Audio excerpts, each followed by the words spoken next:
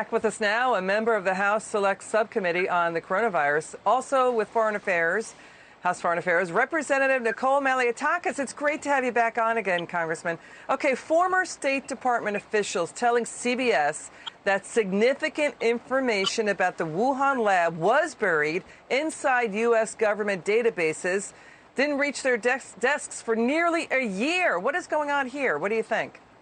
Well, this is new information that we certainly didn't know. This is a classified report, and we're learning more about this now. Certainly what did come up in our hearing yesterday, which Republicans had to have on their own because Democrats refused to participate. It seems they're not interested in knowing what the origins of this virus are. What came up was very much credible evidence, mounting evidence that suggests that it did indeed occur in the Wuhan lab, that this was certainly not something that occurred from animals, which is something that I know many had criticized President Trump for suggesting it was in the lab, and he got a lot of criticism from the other side. But at the end of the day, more questions came out of this hearing. I mean, what we'd really like to know now that we heard all the testimony yesterday is, what was the Chinese military involvement with this lab?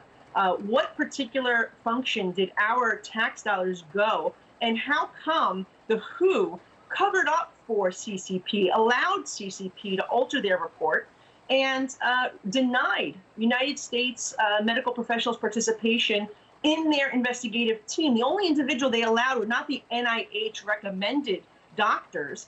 It was the head of EcoHealth, which we know is the intermediary where that funding from NIH had passed through to go to the Wuhan lab. So there's a lot of dots, I think, that could be connected here. And it's really interesting, and we want to continue to pursue this to see where it goes. Ohio Congressman Jim Jordan said it would have been helpful if Dr. Fauci came and testified. Yeah. He's asking why the silence from Dr. Fauci. He was invited to talk, but then he's instead going on television. That's what Jim Jordan is saying of Dr. Fauci. Jim Jordan is saying Dr. Fauci is, quote, afraid of something. First, let's listen to this from Jim Jordan. Watch. First, Dr. Fauci knows there's a lethal virus on the loose that started in Wuhan, China. Second, he knows the American taxpayers have funded gain-of-function research in Wuhan, China. Third, he knows that the research grant didn't go through the required oversight board. Fourth, he knows the virus, quote, looks engineered and, quote, not consistent with evolutionary theory. And finally, fifth, Dr. Fauci knows he may have ties to this work in China. His fingerprints, in fact, may be on this. But it would have been nice, Mr. Chairman, if Dr. Fauci would come today and answer our questions. He could have come here and defend himself, but he didn't have the courage to do it. You couldn't go a day and not see Dr. Fauci somewhere.